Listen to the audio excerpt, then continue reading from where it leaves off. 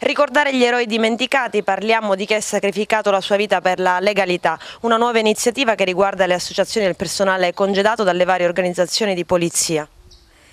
Oltre che l'Associazione Nazionale di Polizia, le altre associazioni consorelle sono convenute per poter celebrare finalmente questa benedetta dimenticanza che ha avuto l'Italia nei confronti di tanti nostri colleghi caduti in tempo di pace dall'800 ad oggi. Molti sono stati dimenticati, molti ricordati, ma non capisco perché ci sono elementi che vengono abbandonati e cadono nell'oblio ed altri che assurgono agli onori della cronaca.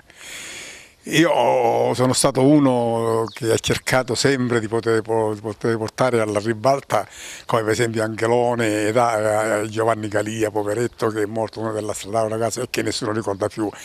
Oggi voglio portare anche alla ribalta il commissario Montana, perché anche se si è ricordato a Palermo, non è ricordato da Agrigento è dimenticato. Montano, un nostro figlio agrigentino, un nostro collega che è morto perché è assassinato dalla criminalità organizzata. Quanti sono appunto queste persone che sono state dimenticate e oggi voi le ricorderete?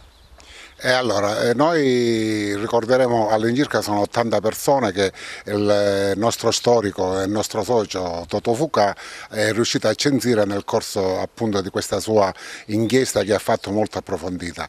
Come ONUCE abbiamo aderito molto volentieri a questa iniziativa, anche perché abbiamo noi sempre collaborato con le forze dell'ordine. Ricordo una per tutte il fascino della divisa, un'iniziativa fantastica che ha coinvolto tutte le forze dell'ordine negli anni scorsi.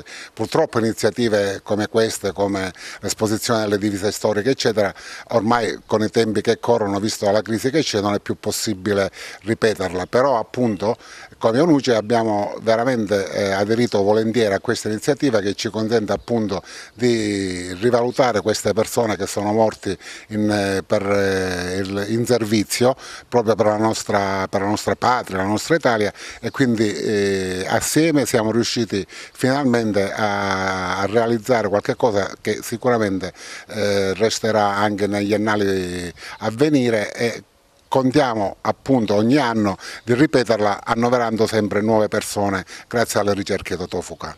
Questo studio, questo lavoro avrà un clou domani pomeriggio? Sì, domani pomeriggio alle ore 17 presso il Grand Hotel Museo di Agrigento si terrà appunto questo convegno con relatori il dottore Allotta, il dottore Cilona e appunto il nostro storico Totò Fucà.